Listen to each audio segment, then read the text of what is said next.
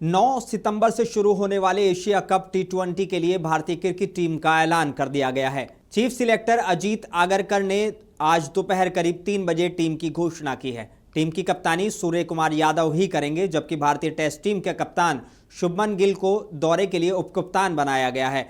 इस साल Bharat cricket Asia cup का मेजबान है।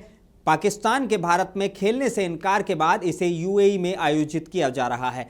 टूर्नामेंट 9 सितंबर से शुरू होगा। टीम इंडिया का पहला मुकाबला 10 सितंबर को यूएई से होगा। भारतीय टेस्ट टीम के कप्तान शुभमन गिल को उपकप्तान बनाया गया है।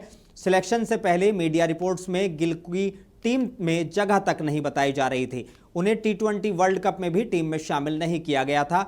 हालांकि आईपीएल में गिल ने 650 रन बनाए थे।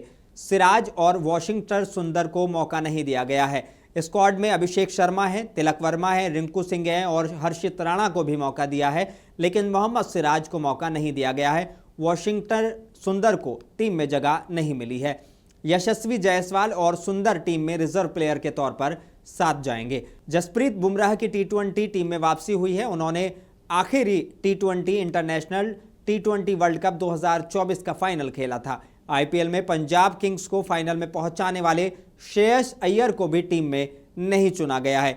प्लेइंग 11 की बात करूं तो सूर्य कुमार यादव, शुभमन गिल, अभिषेक शर्मा, तिलक वर्मा, हार्दिक पांड्या, शिवम दुबे, अक्षर पटेल, जितेश शर्मा, जसप्रीत बुमराह, अर्शदीप सिंह, वरुण चक्रवर्ती, कुलदीप यादव, संजू सैमसन, हर्षित राणा और रिंकू सिंह को मौका दिया गया है।